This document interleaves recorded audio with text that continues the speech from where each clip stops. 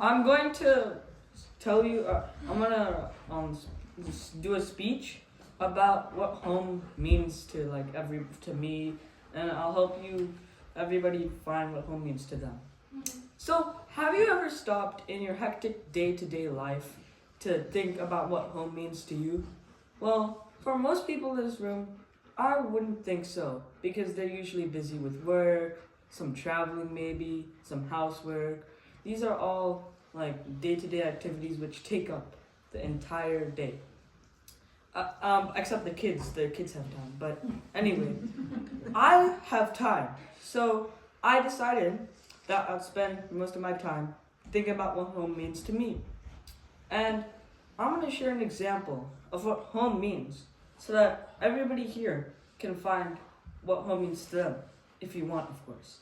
But first, what does home mean to me? Well, for me, home is an escapism from the treacheries of my daily life. And you might be saying, you don't have treacheries of your daily life, like you're just a kid. To me, they're treacheries. So yeah, but how did I find this? You may be asking.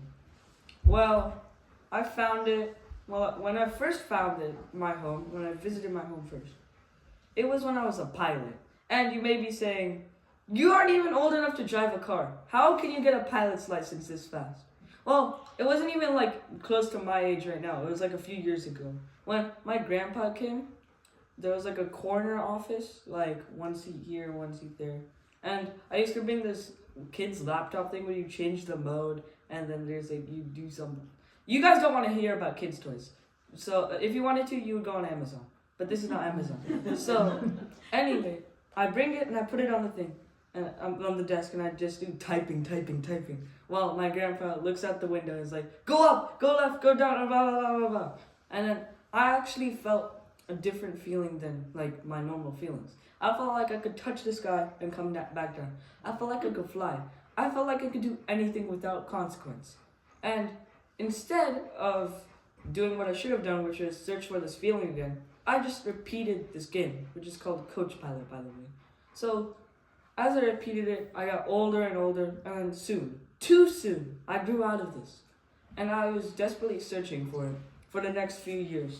And those next few years, they felt like a blur.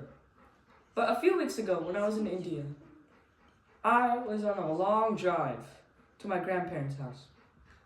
And I decided to listen to some music. And while I was listening to some rap music, because I like rap, I look out and I see the scenery.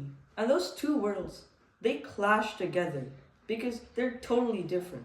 Scenery is calm, but the rap music is not calm. It is far from calm, let me tell you. But anyway, after that happened, I just felt like I was in my own world. I felt that feeling again.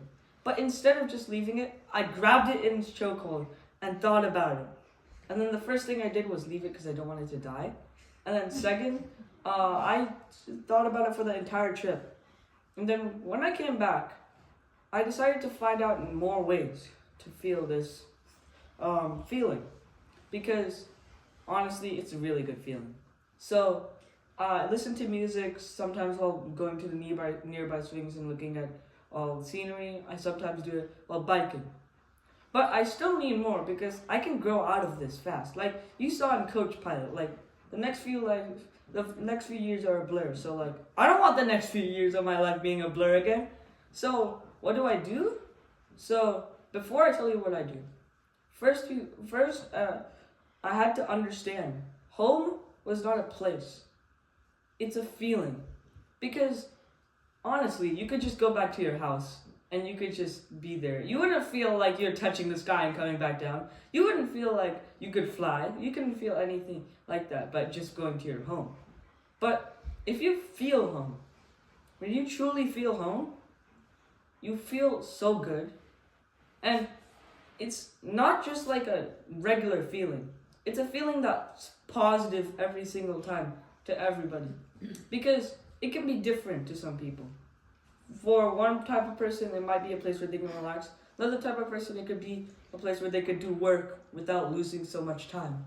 And so when I realized this, I wanted to search for what my feeling of home was. So, what did I do? Well, first, I thought, why not try new things? And I started trying new things this year. I started trying more new things I've been trying to do that. Because, honestly, trying new things, it'll widen your range from finding your home from this to this. And it's really good. Because if you find your home, you can experience that positive feeling again. But that's not the only thing I had to do. I also have to implement it in my day-to-day life. So, how do you implement it in your day-to-day life? What I say is